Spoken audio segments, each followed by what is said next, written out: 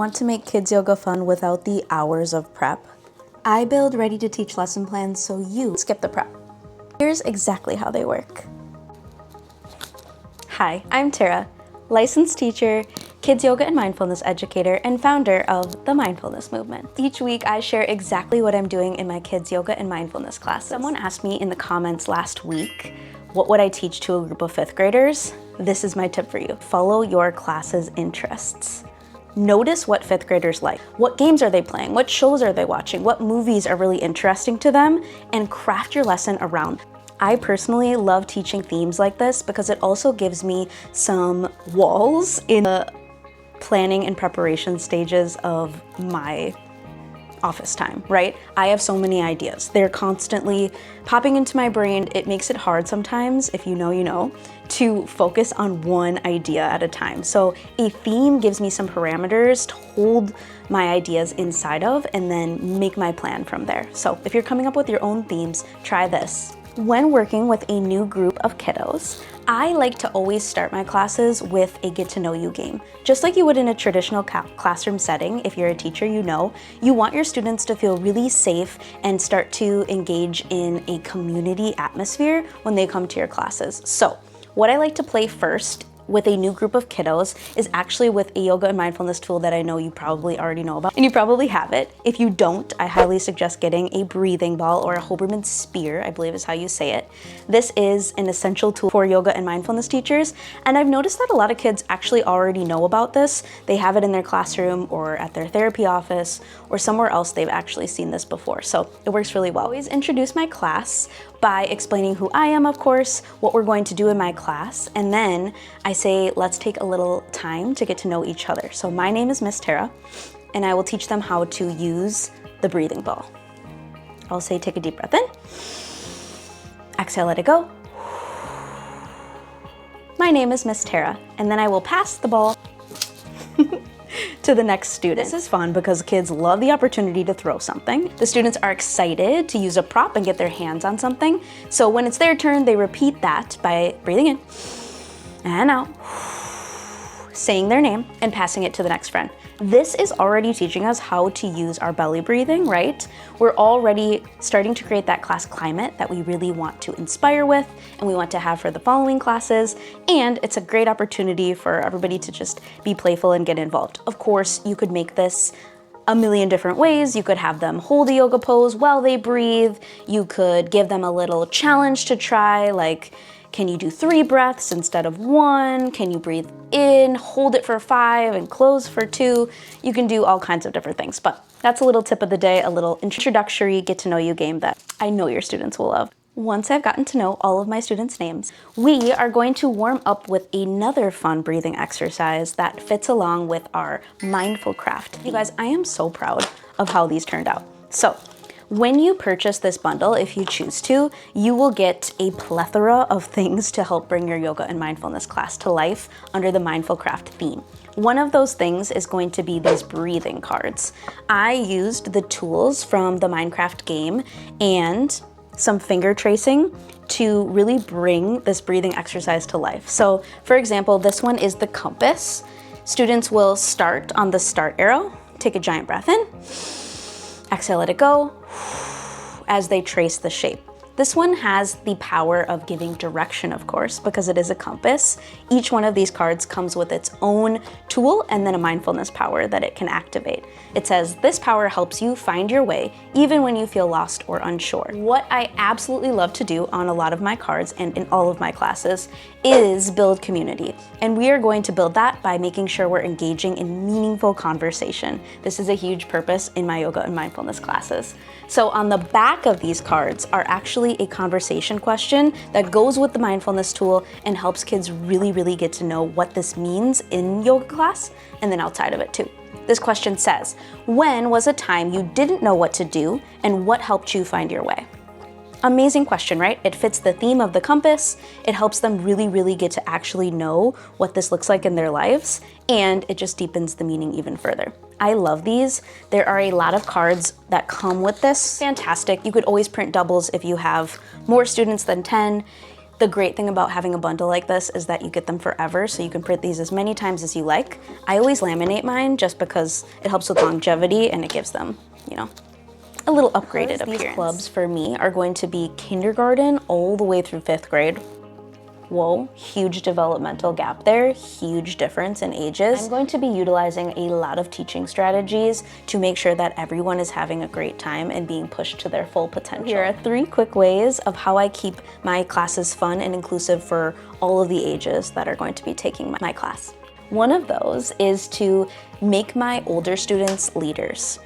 You'll find that your older students are ready to take on that challenge and really excited to actually help their younger peers in this type of setting. So if you have older kids who are around your younger students, be sure to give them lots of responsibilities, lots of extra jobs, and thank them constantly. Show your gratitude for their leadership and use them as a really strong example to your younger students too.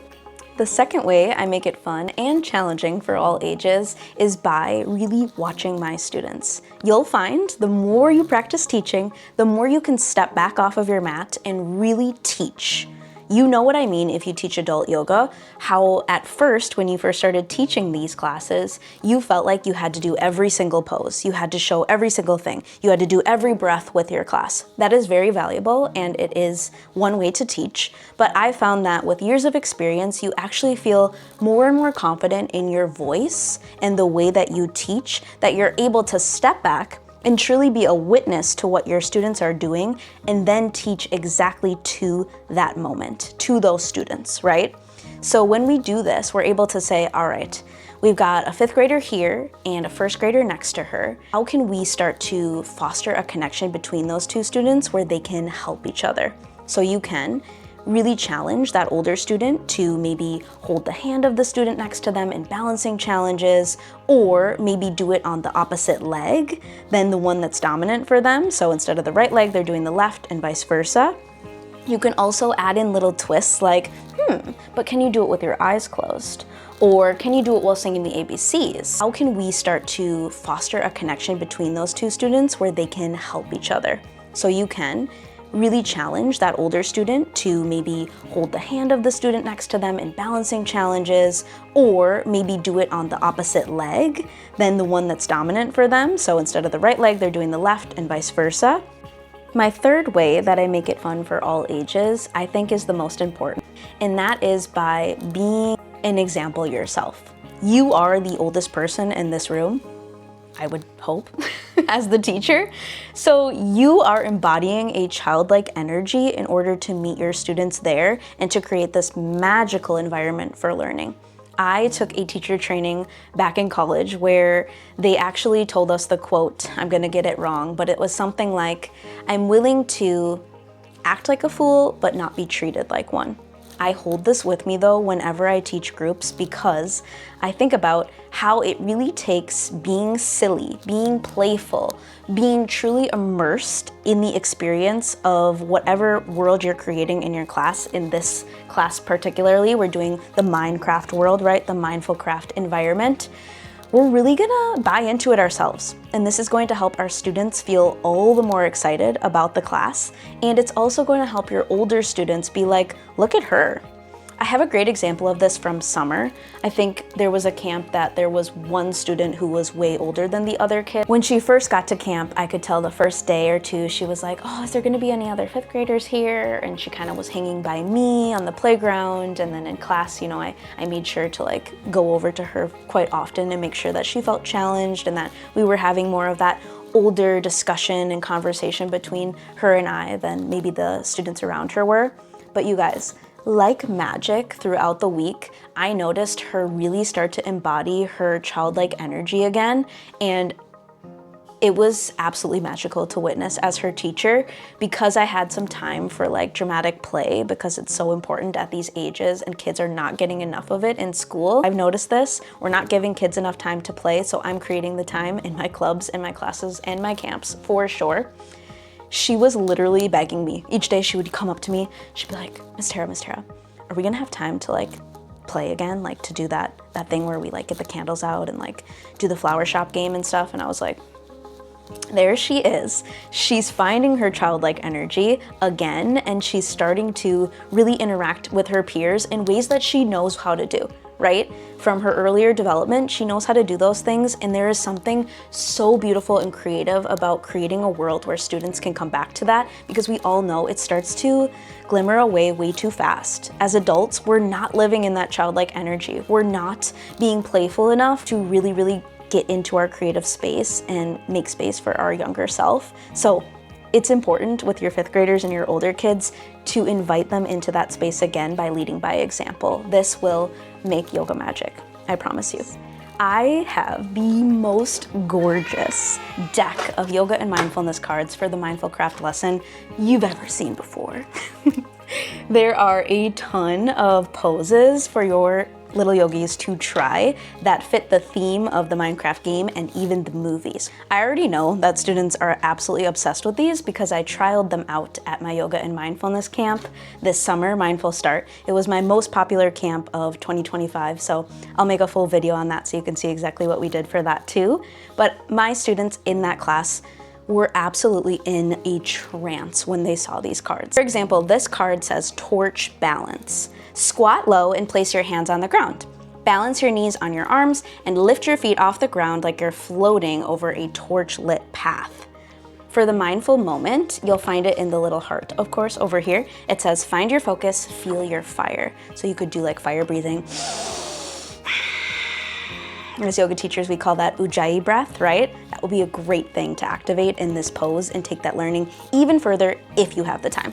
If you want these cards, you can get them on my website. The full bundle actually has the cards as well as the breathing cards and then some more fun that I'm about to show you next. Another part of this bundle that I can't wait to share with you is, of course, the SEL activity where kids get to try out mindfulness journaling. I almost always include this in my clubs because we are in a school setting and I want students to have a physical, tangible thing to bring home that showcases the value they got out of class and what they learned. You'll find, as some of my fellow yoga teachers that I know on social media so far also say, that when you ask your kid what they learned at school that day, they'll say, nothing, or they won't share any details because they've probably done so much they don't even know where to start. This is so moms and dads, if they choose to, look through their backpack, can see like, oh my goodness, you actually learned something really important today, or look at what my child is talking about in their class, look at what they're processing. Maybe we can take this further and chat about it at home, right? These worksheets are so cute, you guys. Your students are going to absolutely love them. We are meeting our kiddos where they're at, where their interests are. Why would you not want to try out a worksheet that has some of your favorite characters and environments in it? It's a no-brainer. So the first one is Mindfulcraft, Building Your Inner World. This has some social emotional learning prompts where you can encourage your students to either write words or draw pictures to answer the following questions that are fit around this Mindfulcraft theme.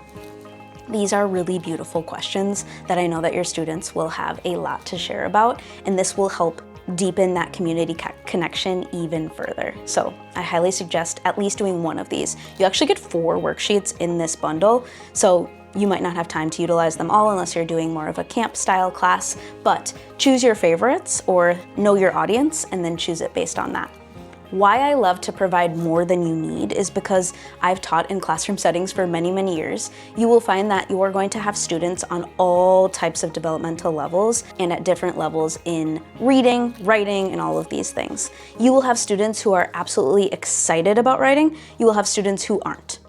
That is why in my class, I'm not a classroom teacher anymore. I'm providing the opportunity to read or write or draw always. They don't have to do any of these things. They can not write any words and just draw pictures. They can do a quick doodle. They can utilize their voice to talk to their neighbor or tell me. I like to make it super accessible to all kids so that they can have fun and then be pushed to their highest potential too. On the back side, we have some more like fill in the picture type of questions. things about like strengths that you have, skills or powers that you want to craft this year. These are just amazing, simple prompts to get your kids really thinking about themselves and their unique powers, and then the ones that they want to cultivate. I love this for the beginning of the year too, because you're gonna see so much growth in the next couple of weeks when you work with the same kids, and their parents even can hold on to this if they chose to and see what their kids are saying that they want to practice this year at school and in your yoga club and at home, of course. The other worksheets are about overcoming challenges or mobs in the game. So we talk about creepers. That's actually part of the game that the kids will know about, but this is something that feels scary or might sneak up on you. This is great for around Halloween time, spooky season, right? We can always get our SEL in too with that theme. And then how do we use tools to defeat it, right? We have all those amazing tools on the cards that I provided and questions. So we're just making this lesson even more rich, even more valuable to our kids and families. I also like to include a little bit of fun. I've noticed that no matter what group of kids I'm working with, they love mazes. I first had the idea of using mazes in my class when I thought about like a labyrinth walk, and I was like, oh, that's like a really cool and powerful mindfulness tool. How can I bring that into my class? I've actually made some out of tape before, which I will share around Halloween time and how cool that turned out, but it's very time consuming. So I've started to actually put them into my worksheets and mindfulness journaling exercises, because when you have a student who's really speedy and they just fill out this worksheet and they say, I'm done. We all know that kid. We all know that kid. You can remind them, oh, flip over your paper. Give that mindfulness maze a try. This also will excite the other students to finish this side because they'll want to do the maze. See what we're doing there? We're providing incentives. Positive reinforcement, my friends. It is your best friend, don't forget it. So on the back, just for fun, they're gonna help the Mindcraft character go through the maze all the way to the trophy. And at the bottom, it says to think of your life like an adventure map. What areas are you exploring now? It has space to circle some ideas that they might be interested in, like learning multiplication, making new friends, starting a new grade with a new teacher. Even in your class, right? You are one of those new teachers that they're meeting right now. I love these, and I know my students will too. And I know your students will as well. So the other cards that come with this bundle are the Mindfulcraft challenges. These are yoga block challenges because I was trying to think of a prop that I could bring along for this class, and I was like, duh, they use blocks in the game, so let's use them for our prop too. So I'm gonna bring my yoga blocks along. We have a bunch of really fun yoga poses for kids to try using a block that's meant to challenge them and help them build confidence. So for example, this one says, do turtle pose with a yoga block in front of your feet. Bend over and try to rest your head on the block.